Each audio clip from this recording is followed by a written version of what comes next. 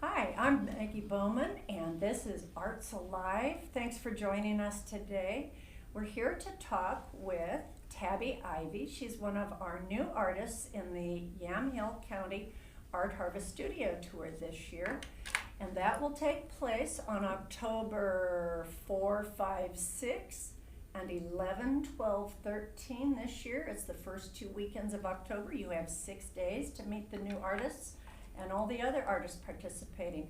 Tabby, thank you for coming today. Oh, thank you. And I've been admiring your beautiful artwork, and I'd love you to just talk to me about how you got involved in this particular form of artwork. Well, I got started in painting about 20 years ago. Okay. Kind of came late in life. Sure. I had a career in diagnostic ultrasound and retired to Montana in 1990. Okay. And a friend got me interested in art, attended classes at the local community college, and kind of one thing led to another. I started out in watercolors. This was after many years of doing black and white photography. Okay. Just kind of on my own. But I always enjoyed black and white photography quite a bit. Yeah. And so started out with watercolor classes, drawing classes, eventually moved into oils, which is where I landed and where I've been focusing my work for the last 20 years. So had a practice in Montana, was represented in a couple galleries there, but now I'm an Oregonian. Welcome.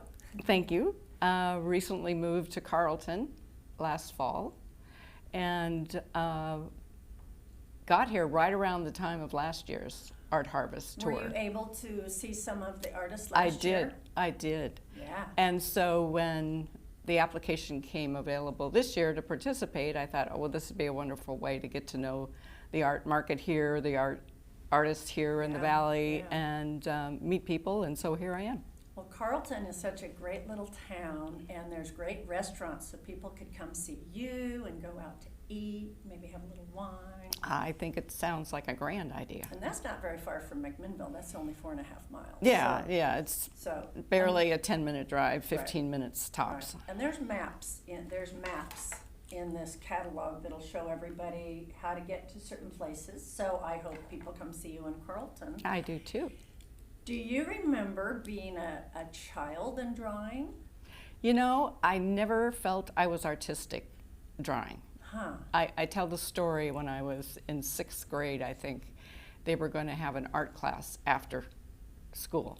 And I thought that would be a fabulous thing to do. And I don't remember exactly the process, but the message I got and the one I remember is the bottom line, I didn't get in. So that told me, oh, I guess I don't have any artistic ability. Well, so how do they like you now? Well, I don't know, but yeah. So, but I think I had a creative spot inside of me that I gravitated, as I said, to photography. Right. And then as I got into painting and drawing and the whole art world, I just found myself wanting to express that inner curiosity, that inner vision that I had, and so that gradually found its way into my work. How do you feel when you're painting? Oh, I feel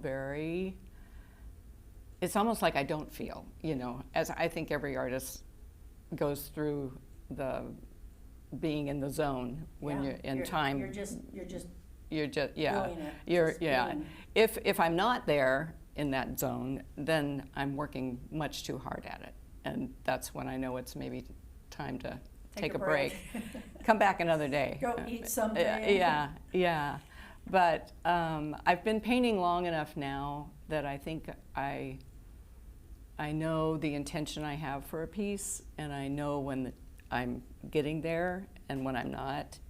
So I'm mindful of being in the right mindset when I'm painting, so I can be true to what I am trying to convey.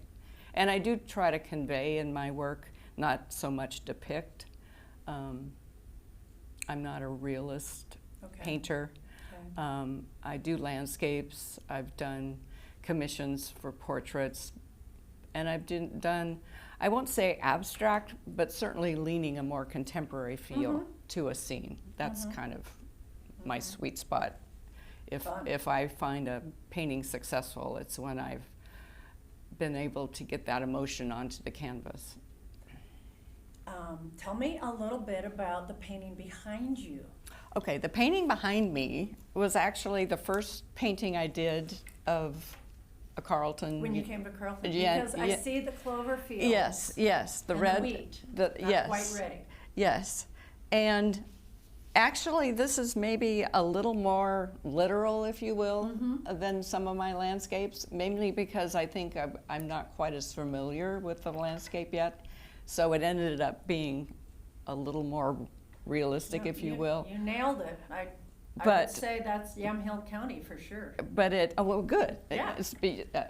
A local person will recognize this. Yeah. Yes. And the clover especially. Well, the clover was an amazing surprise to me. Oh. It was like one day I'm out driving and I turned off a road or going somewhere, and here's this red field in front of me. It kind of comes on quick and goes away quick. It looks like carpet. Yes, yes. The red carpet. Yes, yes. And I love the skies around here too.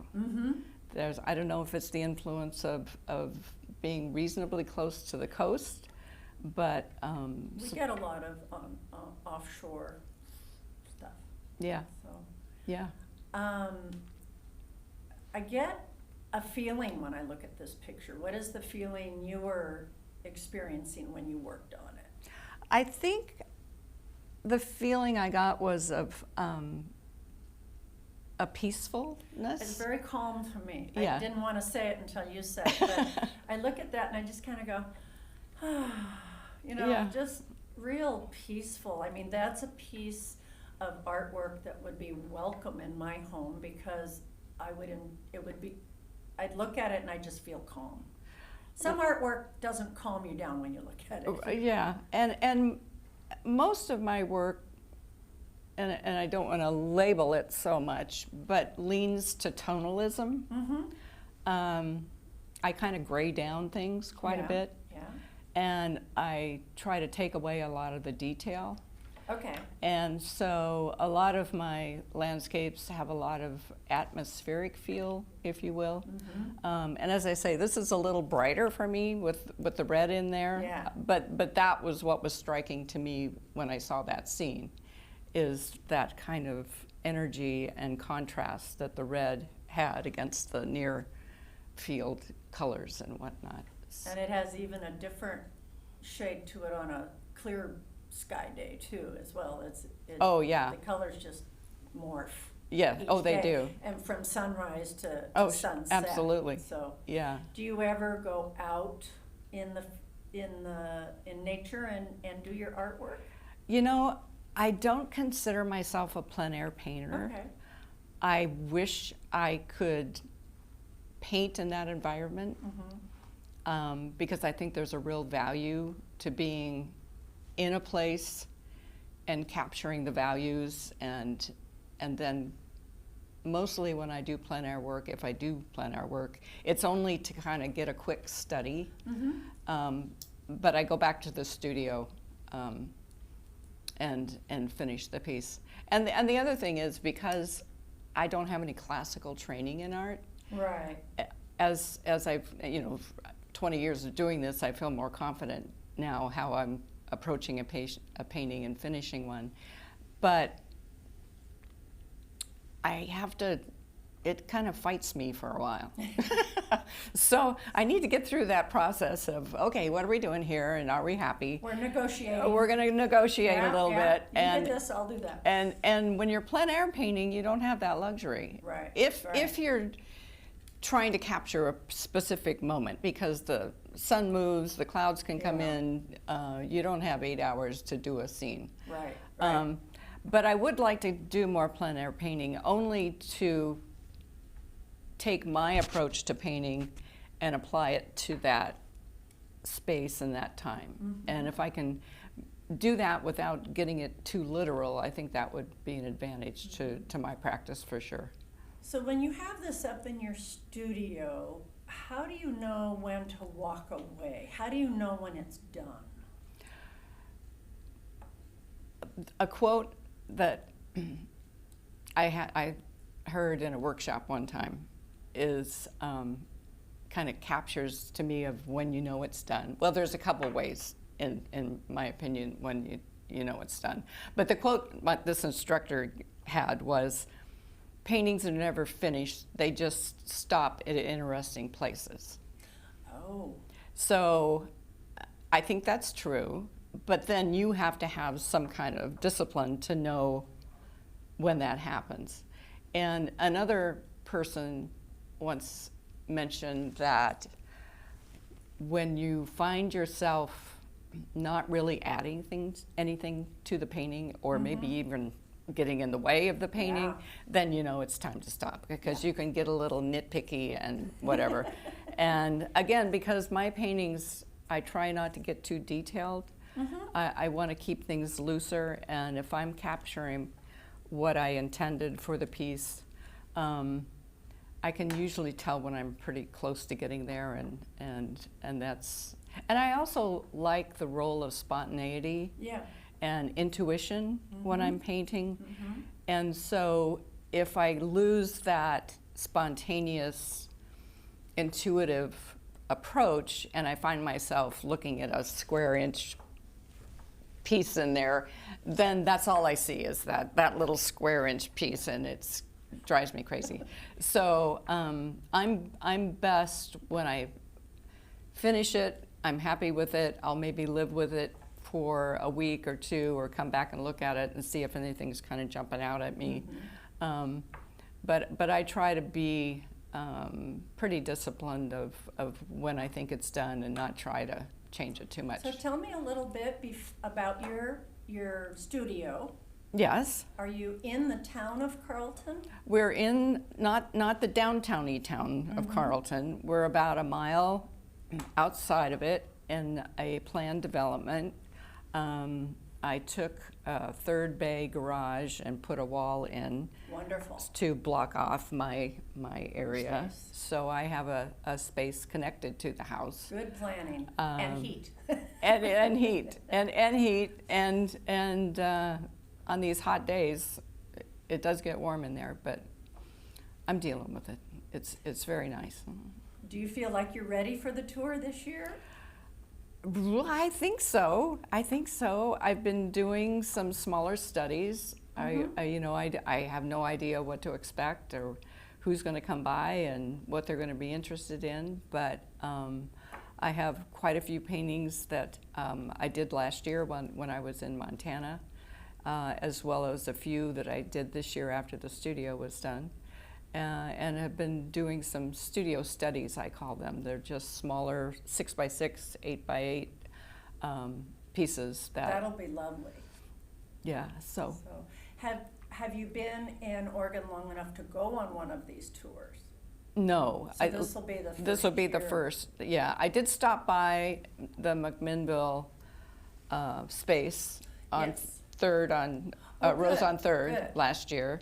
And I visited upstairs in that ballroom. Yes, right. And which was wonderful because there were many artists there, and I got to see a variety of work. Right. And then I did go through a space in Newburgh. Okay. Last year as well. So I got Was that at the Chehalem Cultural Center? It wasn't at the Cultural Center. It was at a gallery on First Street, I believe. So I looked at the website last year as well. So I think I got, and I've done studio tours in Montana as well. Not as successful as yours has been over 30 years. That's fantastic. But well, we're awfully excited that you can join us this year. a lot of really nice people are on the tour, and maybe we'll figure out a way where artists can go visit each other's artwork. That would be fantastic. That would be great. And I want to remind people that you can buy your buttons at Artemis Fox Studio, Current Gallery, Mary Artist, Pacific Frame Gallery, Velvet Monkey Tea Shop in McMinnville, in Newburgh at the Art Elements Gallery, Chehalem Valley Chamber of Commerce and the Chehalem Cultural Center. And in Amity, there's a gallery called Earth and Wood, and you can buy your $10 button, and it gets you into over 60 artist studios, and you have 6 days, so do the math. Thank you so much for joining us today. Thank you, Maggie. Tabby Ivy, and I hope you have a lot of success in your studio in Carlton. Thank you, folks. We'll see you later.